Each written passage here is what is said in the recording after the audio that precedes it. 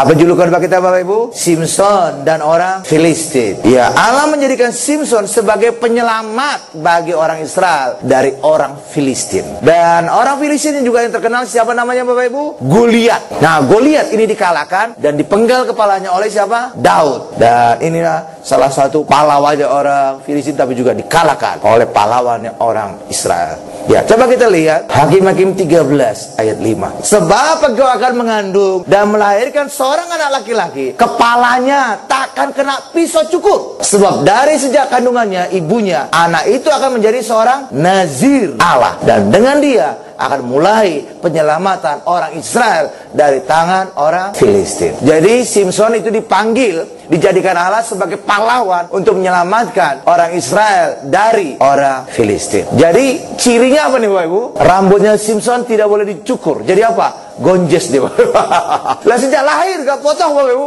Jadi saudara bisa bayangkan panjangnya rambut jadi. Saudara aja mungkin sekian tahun ya gak potong rambut, ya udah panjang. Amin. Ini sejak lahir. Jadi saudara bisa bayangkan Simson laki-laki rambut panjang. Kalau bahasa itu mungkin jadi kontroversial ini. Benar? Ya, karena nggak dipotong kan? Dan saudara bisa bayangkan nggak kira-kira bodinya Simson itu seperti bodinya Adi Rai atau tidak? Kira-kira saudara bisa nebak yang mana? Kurus kayak Lidi atau Adi Rai? Simson. Adi Rai. Saya ingin katakan ada satu rahasia dari Tuhan. Ketika kita unggul secara fisik manusia, maka saudara tidak akan pernah siap dipakai oleh Tuhan. Kenapa? Karena saudara akan menganggarkan fisik saudara itu. Itulah sebabnya seringkali Tuhan memakai orang yang lemah untuk menyatakan kuasanya. Di saat kita lemah, kuasanya menjadi sempurna. Jadi karena itulah Simson ini tidak akan mungkin bodinya seperti Adi Rai. Kenapa? Kalau dia punya bodi Adi Rai, dia tidak akan pernah dipakai oleh Tuhan. Karena Tuhan hanya memakai orang yang lemah supaya kuasa Tuhan dinyatakan sempurna. Kalau Simson itu bodinya seperti Adi Rai, orang akan berkata memang badannya gede, bukan karena Tuhan yang bekerja. Ya itulah sebabnya saudara harus membayangkan Simson itu kurus kering kayak lidi gitu Bapak Ibu. Karena apa? Karena pada saat kita lemah, disitulah kuasa Tuhan dinyatakan sempurna. Tidak akan mungkin Simson yang perkasa itu badannya seperti Adi Rai tidak akan pernah dipakai oleh Tuhan demikian. Kenapa? Karena orang yang lemah lah yang bisa dipakai oleh Tuhan. Amin ya Bu? Jadi saudara bisa bayangkan Simson kurus kering tapi rambutnya panjang sampai ke lutut. Itu pahlawannya orang Israel. Ya memang kayak gitulah. Karena Tuhan aja memakai orang yang lemah. Jadi karena itu kalau saudara masih menyombongkan kehebatan saudara, menyombongkan kekuatan saudara, menyombongkan apapun yang ada dalam diri saudara, maka Tuhan tidak akan pernah bekerja dalam diri saudara. Kenapa? Karena saudara akan berkata, ini semua karena aku, ini karena kehebatan. Jadi buat lagi kemuliaan bagi Tuhan. Tapi ketika saudara lemah, saudara melakukan hal yang besar, saudara akan berkata, ini semua karena Tuhan. Karena secara fisik aku tidak mampu. Paham Bapak Ibu? Jadi Simson itu tidak akan pernah mungkin bodinya seperti Adi Rai. Jangan-jangan kurus kering gitu Bapak. Karena hanya Tuhan bekerja secara sempurna pada saat kita lemah. Amin. Nah sekarang dikatakan tadi bahwa Simson adalah dibuat Tuhan menjadi pahlawan Israel terhadap orang Filistin Bapak Ibu. Ya, dan salah satu tokohnya itu adalah Goliat yang dikalahkan oleh Daud. Sebenarnya Filistin itu artinya apa? Dalam bahasa Ibrani artinya adalah berkubang dalam debu. Jadi apapun khotbah, apapun ajaran yang saudara dengar selama ini di gereja, kalau menunjukkan dosa saudara, menunjukkan saudara berdebu, maka itu sama dengan khotbah Filistin. Jadi Filistin ini adalah gambaran untuk kita hari ini, bahwa ketika saudara mendengarkan tentang khotbah yang menunjukkan dosa, kelemahan saudara, itu sama dengan khotbah Filistin. Dan ketika khotbah Filistin ini terus dinyatakan, maka orang Kristen akan kehilangan Bapak Ibu karya salib Yesus. Itulah sebabnya Filistin sejak zaman dulu itu sudah menjadi musuh pertama orang Israel, musuh yang nomor satu. Maka hal yang sama juga bagi kehidupan orang Kristen. Khotbah Filistin, khotbah yang menunjukkan dosa saudara, khotbah yang menunjukkan kebobrokan saudara, khotbah yang menghukum saudara, itu adalah khotbah Filistin. Dan itulah musuh nomor satu orang Kristen. Jadi khotbah orang Kristen harusnya adalah untuk menunjukkan karya salib Yesus, kuasa Yesus, kasih Yesus. Dan itulah yang bisa membawa kemenangan bagi setiap kita. Amin Bapak Ibu. Coba kita lihat sekarang Roma 7 ayat 7. Jika demikian, apakah yang hendak kita katakan? Apakah hukum Taurat itu dosa? Sekali-kali tidak. Sebaliknya justru oleh hukum Taurat aku telah mengenal dosa, karena aku juga tidak tahu apa itu keinginan, kalau hukum Taurat tidak mengatakan jangan mengingini. Jadi hukum Taurat itu tidak berdosa. Hukum Taurat itu seperti cermin. Seperti ibu-ibu, ketika saudara pakai cermin di wajah saudara, apa yang terjadi Bapak Ibu? Saudara akan melihat ada masalah tidak di wajah saudara. Apakah lipatan di dahi saudara semakin banyak? Apakah ini kantong mata semakin turun? Gitu Bapak Ibu. Apakah di sini ada jerawat batu? Gitu Bapak Ibu. Jadi lewat cermin saudara melihat ada masalah di wajah saudara. Tetapi saudara tidak mengatasinya dengan cermin tadi. Saya yakin ketika saudara ada kerutan di wajah saudara, di dahi saudara, saudara tidak menggunakan cermin tadi, menggosok. Wah, hilangkan aja nih. Demikian juga ada jerawat, digosok Bapak Ibu pakai cermin. Saya yakin tidak. Tapi saudara mengambil tindakan, mungkin dikasih bedak, ditambah make upnya dan segala macam. Hal yang sama juga dengan Taurat. Taurat itu menunjukkan kita berdosa. Tetapi Taurat itu bukan solusi dosa kita. Tapi solusinya apa? Yesus.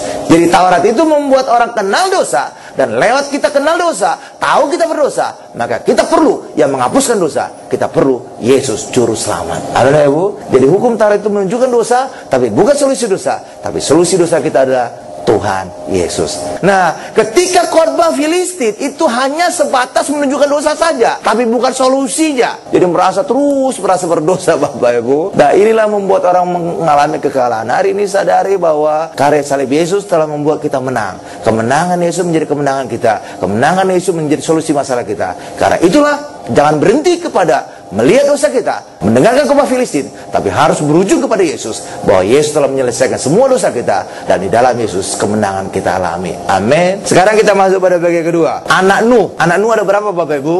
Ada 3. Sem, Ham, dan Yafet. Nuh juga punya mantu 3. Jadi ada berapa? 6. Dan tambah Nuh dan istrinya 8. Dan itulah yang selamat di air bah. Ya, masuk ke Bahtera Nuh. Berapa Ibu ya? Ada 8. Dari apapun manusia di dunia ini pasti berasal dari keturunan Nuh. Dari 3 anaknya di Bapak Ibu, pasti. Kenapa? Karena mereka lah satu-satunya manusia yang selamat. 3 anak Nuh tadi, benar? Ya, karena itulah seluruh manusia di bumi ini pasti berasal dari salah satu dari 3 anak Nuh. Orang Filistin itu berasal dari keturunan Ham. Bahkan juga sebagian besar dari musuh-musuh Israel berasal dari keturunan Ham. Lalu orang Israel dari keturunan siapa Bapak Ibu? Sem. Itulah sebabnya orang Israel sering juga disebut ras Semit, dari kata Sem. Nah, ada yang menarik lagi.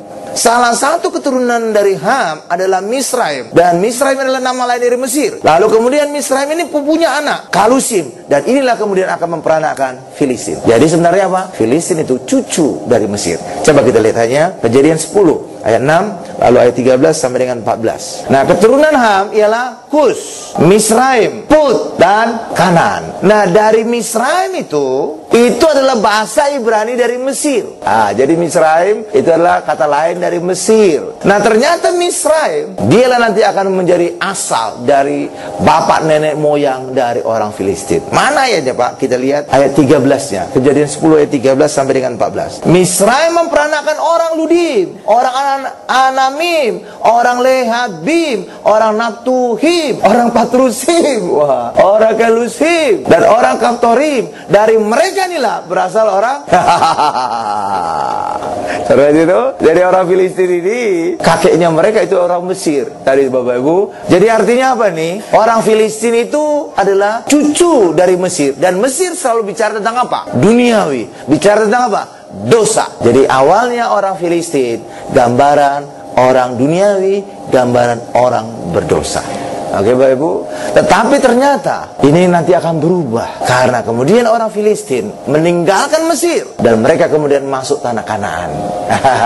Tetapi yang menariknya adalah kalau orang Israel masuk tanah Kanaan, menyeberangi Laut Merah, lalu kemudian menyeberangi Sungai Yordan. Sedangkan orang Filistin, dia masuk tanah Kanaan bukan menyeberangi Laut Merah, bukan menyeberangi Sungai Yordan, tapi langsung lewat Laut Tengah di atas sampai ke tanah Kanaan. Sedangkan orang Israel tidak melewati jalur orang Filistin itu untuk masuk tanah Kanaan, tapi mereka dari Mesir turun ke bawah menyeberangi Laut Merah, dan sini kemudian mereka sampai Gunung Sinai. Lalu kemudian nanti akan mereka menyeberangi Sungai Yordan dan mereka sampai ke Israel. Jadi orang Israel melewati jalur apa? Laut Merah dan Sungai Yordan. Sedangkan orang Filistin langsung ke tanah Kanaan tanpa lewat Laut Merah, tanpa lewat Sungai Yordan. Itu punya makna apa, Pak? Sungai Yordan dan Laut Merah itu adalah gambaran baptisan. Orang Kristen harus melewati apa yang dialami oleh bangsa Israel lewat Laut Merah. Mereka juga harus melewati Sungai Yordan. Itulah sebabnya baptisan orang Kristen adalah baptisan kematian. Dan kemudian kita akan dibangkitkan bersama-sama dengan Yesus oleh kemuliaan Allah. Amin, Bapak Ibu. Nah, baptisan kematian itulah lewat Laut Merah. Karena Laut Merah ditandai dengan kematian orang Mesir. Karena orang Mesir, mereka tenggelam di Laut Merah. Dan Musa berkata, orang Mesir yang kamu lihat itu tidak akan kamu lihat lagi selama-lamanya. Kenapa? Karena semua orang Mesir akan mati tenggelam di Laut Merah. Hal yang sama juga dengan kita. Ketika kita dibaptis, maka kedagingan kita, dosa kita tidak kita lihat lagi, karena semuanya telah tenggelam dalam baptisan kematian Yesus. Kutuk sudah tidak lagi kita lihat, karena semuanya juga tenggelam dalam baptisan kematian Yesus. Supaya apa? Semuanya sudah mati, kedagingan sudah mati, kutuk sudah mati, dosa sudah mati, maka kita siap dibangkitkan penuh dengan kemuliaan. Dan itulah menyeberangi Sungai Yordan masuk tanah Kanaan. Itulah sebabnya kekristen harus lewat Laut Merah. Karena itulah kematian dari kedagingan kita, kematian dari dosa kita, kematian dari kutuk kita. Tapi orang Filistin tidak melewati Laut Merah. Artinya apa? Mereka masuk tanah Kanaan tanpa lewat karya salib Yesus, tanpa lewat baptisan. Itulah sebabnya Bapak Ibu, ya, mereka ini hanya sementara. Hanya sementara di situ, Bapak Ibu. Mereka tidak hidup mengandalkan karya salib Yesus. Mereka tidak hidup mengandalkan korban Yesus. Dan itulah sekarang orang Kristen yang hidup di dalam hukum Taurat. Hidup orang dalam Taurat, mereka tidak mengandalkan karya salib Yesus, tapi mereka mengandalkan kekuatan mereka. Mereka mengandalkan kekudusan mereka. Mereka mengandalkan kebenaran mereka. Dan itu justru kebanyakan orang Kristen hari ini sadari bahwa kekristenan bukan lagi bicara apa yang saudara perbuat, tapi kekristenan bicara tentang apa yang Yesus telah perbuat di dalam kehidupan kita. Amin, Bapak Ibu. Karena itulah Yesus juga berkata, barang siapa yang akan mengikut aku, ia harus menyangkal dirinya, memikul salibnya. Menyangkal diri artinya apa, Bapak Ibu? Saudara tidak lagi ngomong diri saudara. Saudara tidak lagi ngomong perbuatan saudara. Tapi semuanya harus bicara tentang Yesus dan perbuatan Yesus yang besar saja. Amin. Itulah sebabnya Filistin ini bukan lagi bicara tentang Mesir, bukan lagi bicara tentang keduniawian. Karena mereka sudah tiba di tanah Kanaan. Tapi tanah Kanaan yang mereka tiba itu bukan melewati baptisan, bukan melewati kematian Yesus. Jadi mereka masuk tanah Kanaan dengan kekuatan mereka sendiri. Dan ini sementara. Karena kelak orang Israel yang melewati Laut Merah, yang melewati karya salib Yesus, yang melewati Sungai Yordan, itu akan mengusir mereka nanti semua. Hal yang sama juga dengan kita orang Kristen, Bapak Ibu. Kalau saudara hidup hanya mengandalkan kekuatan saudara, saudara hanya sementara mengalami semuanya. Tapi hari ini ketika kita mengandalkan hidup dalam Yesus, disitulah ada kekekalan yang kita alami. Kesembuhan, keselamatan kekal kita alami dalam kehidupan. Amin. Coba kita lihat Bapak Ibu Roma 6 ayat 3 atau Roma 6 ayat 3 sampai dengan 4. Atau tidak tahukah kamu bahwa kita semua yang telah dibaptis dalam Kristus telah dibaptis dalam kematiannya? Makanya kita harus lewat Laut Merah. Itu laut kematian. Kematian kedagingan kita, kematian dari Mesir kita, kematian dari duniawi kita. Jadi harus mati di sini, Bapak Ibu. Amin. Supaya apa? Supaya kita siap dibangkitkan penuh dengan kemuliaan, masuk Sungai Yordan, nyeberangi Sungai Yordan, masuk tanah Kanaan. Amin, Bapak Ibu. Coba lihat ayat 4-nya. Dengan demikian kita telah dikubur bersama-sama dengan Dia oleh baptisan dalam kematian. Jadi saudara yang dibaptis harus mengalami kematian. Kematian terhadap apa? Kematian terhadap Mesirnya kita, kedagingan kita, dosa kita harus mati dulu. Ya, kalau enggak nanti saudara menjadi double kepribadian. Yang lama masih ada, yang baru muncul. Jadi ada yang lama dan baru. Kepribadian ganda, Bapak Ibu. Ya, karena itulah saat kita dibaptis harus kita mengalami kematian dalam baptisan kematian, supaya sama seperti Kristus telah dibangkitkan dari antara orang mati oleh kemuliaan Bapa, demikian juga kita akan hidup dalam hidup yang baru. Dan pada saat orang Israel menyeberang Sungai Yordan, itu bukan lagi bicara kematian. Saudara lihat ketika orang Israel menyeberang Sungai Yordan, ada yang mati di situ, ada orang Mesir yang mati, tidak ada lagi ngomong kematian. Ketika mereka menyeberang Sungai Yordan, dan itu dipimpin siapa, Bapak Ibu?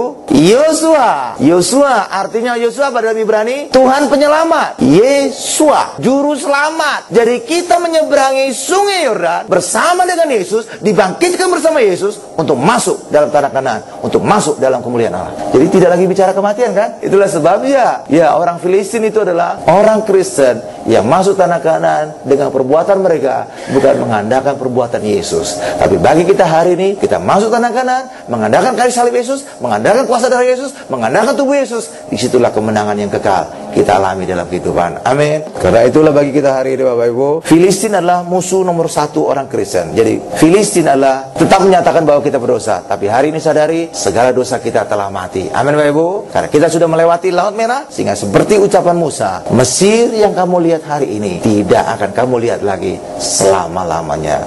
Saudara punya Mesir, sebelumnya kita punya Mesir, penyakit kita adalah Mesir, resesi kita adalah Mesir, kutuk kita adalah Mesir, dan semuanya itu tidak akan pernah kita lagi ketika kita mati di dalam Yesus. Amin. Sekarang kita masuk pada bagian yang ketiga. Tanah Kanaan adalah tanah istirahat. Mari kita buka Ulangan 6 ayat 10 sampai dengan 11. Maka apabila Tuhan Allahmu telah membawa engkau masuk ke negeri yang dijanjikannya dengan sumpah kepada nenek moyangmu, yakni Abraham, Ishak dan Yakub. Selalu dalam Perjanjian Lama menyebutkan tiga nama ini, Abraham, Ishak dan Yakub. Dan inilah gambaran Tritunggal Allah. Allah Bapa, Bapa Abraham, Allah Anak, ini adalah Pangeran Yakub. Nama lain dari Yakub apa? Israel. Israel artinya apa? Pangeran Allah. Allah Bapa, Allah Anak, Allah Roh Kudus, penghibur. Isa artinya apa? Tertawa, terhibur. Jadi Allah Abraham, Allah Isa, Allah Yakub, gambaran Tritunggal Allah. Ini versi Perjanjian Lama. Versi Perjanjian Baru adalah Allah Bapa, Allah Anak, Allah Roh Kudus. Paham Bapak Ibu? Adik Abraham, Isa dan Yakub untuk memberikan kepadamu apa? Kota-kota yang besar dan baik, yang tidak kau dirikan. Jadi pada saat orang Israel masuk tanah Kanaan, sudah ada kota besar yang berdiri, sudah ada segala macam Bapak Ibu.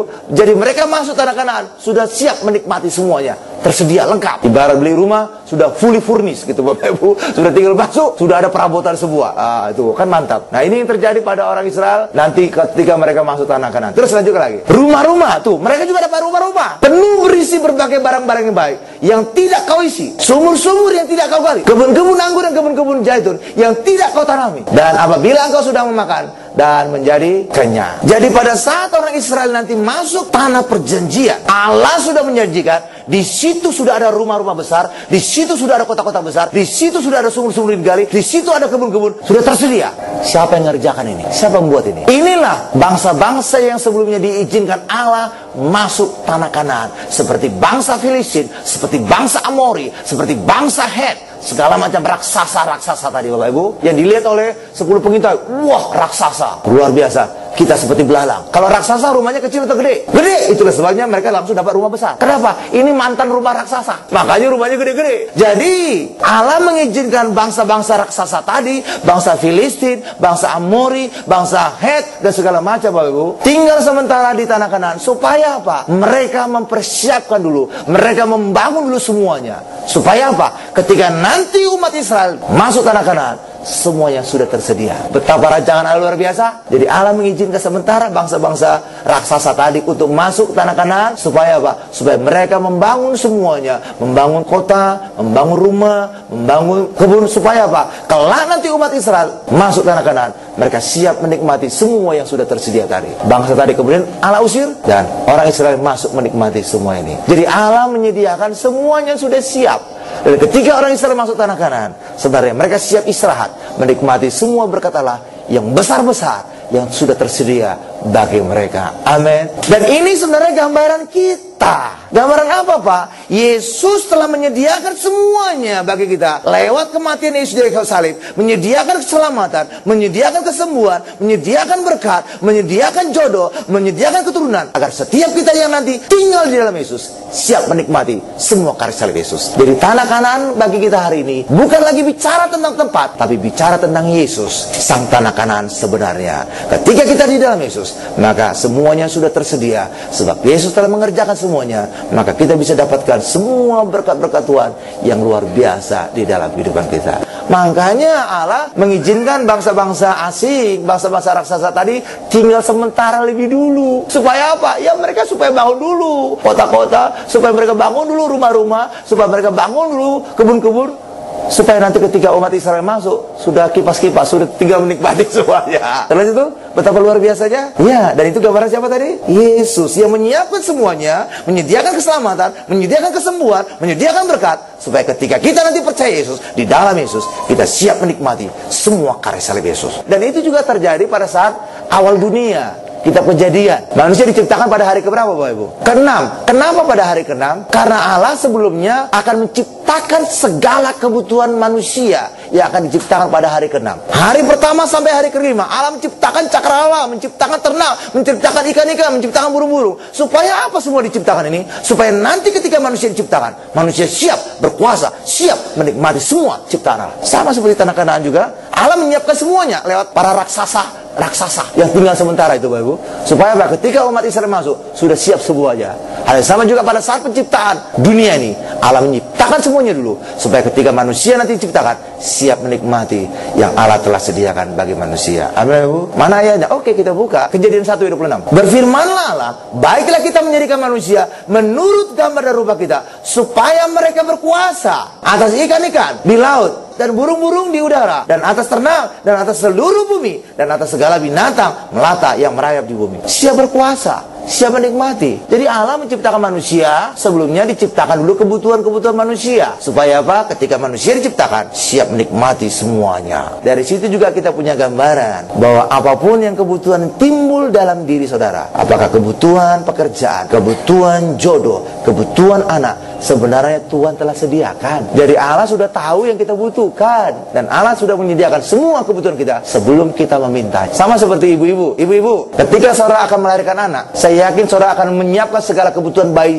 yang akan saudara lahirkan. Saudara mungkin beli popok 1 lusin, bedak sekian banyak, karena ini nanti akan dibutuhkan bayi saudara. Saudara siapkan mungkin ranjang spesial untuk bayi. Jadi sebelum bayi saudara lahirkan, saudara sudah menyiapkan segala sesuatu yang akan dibutuhkan oleh bayi saudara. Apalagi Bapak kita di surga, mantap punya itu Bapak Ibu. Sebelum saudara hadir, sebelum saudara butuhkan, Bapak kita tahu semua kebutuhan kita. Itulah sebabnya Bapak kita sudah menyediakan. Nah, kalau saudara saja bisa tahu apa yang dibutuhkan oleh bayi saudara, apalagi Bapak kita di surga, pasti tahu apa yang akan kita butuhkan. Amin, Ibu. Karena itulah luar biasa sekali. Sama seperti peristiwa orang Israel masuk tanah Kanaan. Benar Bapak Ibu? Sudah tersedia semua aja. Lalu bagaimana cara Allah menyediakannya? Yaitu diizinkan raksasa-raksasa tinggal sementara di situ. Kamu buat dulu rumah, kamu buat dulu kota-kota berbenteng, kamu buat dulu kebun. Nanti umatku akan masuk, pinggir kamu semua. Umatku akan menikmatinya. Karena itulah bagi setiap kita hari ini, mari sadari Tuhan kita itu baik, tahu kebutuhan kita, dan pasti menyediakan, akan memberikan bagi kita. Amin. Karena itulah Tuhan Yesus juga berkata di dalam Matius 6 ayat 31 sampai dengan 33 kalau tidak salah Bapak Ibu.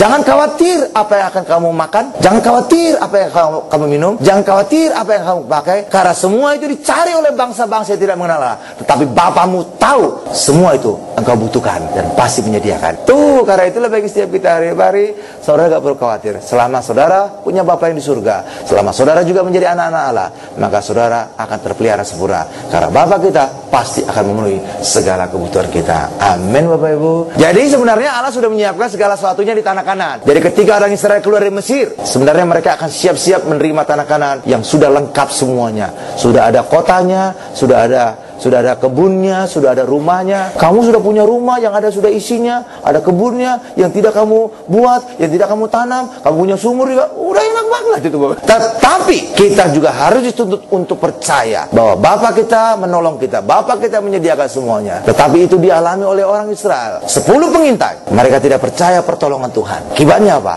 Mereka tertolak masuk tanah Kanaan. Ya, ada berapa pengintai? Ada 12. 10 tidak percaya, 10 tidak percaya pertolongan Tuhan, sehingga mereka ketakutan. Di sana ada raksasa. Padahal sebenarnya sepanjang perjalanan mereka keluar dari Mesir, mereka sudah mengalami pertolongan dari Tuhan. Harusnya apa? Mereka sudah mengalami demikian, harusnya mereka semakin percaya. Oh, Tuhanku bisa melakukan hal yang besar. Laut aja bisa dibelah, maka raksasa juga harusnya Tuhan bisa belah. Tapi lihat aja, mereka gak percaya. Udah mereka mengalami, masih juga gak percaya. Mereka sampai berkata, kita itu seperti belalang, katanya Bapak Ibu, siap dimakan oleh para raksasa. Iya, akibatnya apa? Tuhan berkata, kamu tidak layak untuk masuk, kamu tidak layak menerima berkatku, kamu tidak layak masuk tanah Kanaan. Sehingga semua orang yang lahir di Mesir berusia 20 tahun ke atas tidak bisa masuk tanah Kanaan. Mereka mati di padang gurun. Bagian kita hari ini adalah untuk percaya bahwa Tuhan telah menyediakan kebutuhan kita. Amin Bapak Ibu.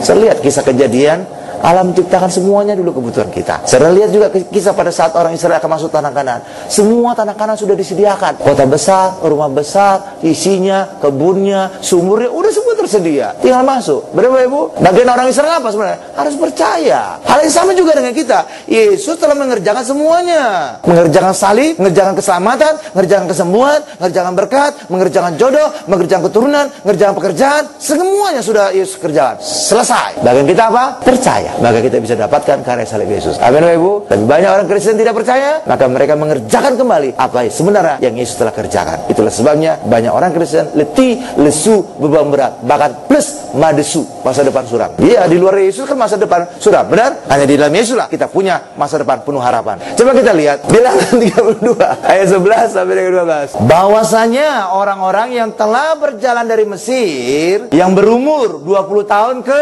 atas.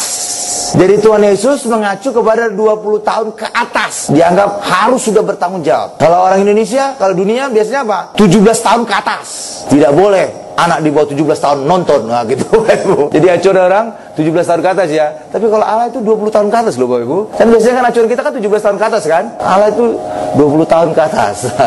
Tidak akan melihat negeri yang akan kujanjikan dengan bersumpah kepada Abraham, Ishak dan Yakub. Ya, kembali lagi-lagi sering muncul 3 nama ini. Ini gambaran Tritunggal Allah. Allah Bapa, Allah Anak, Allah Roh Kudus. Sekarang Allah Bapa, Allah Anak, Roh Kudus. Ya itulah dia. Terus lanjutkan lagi.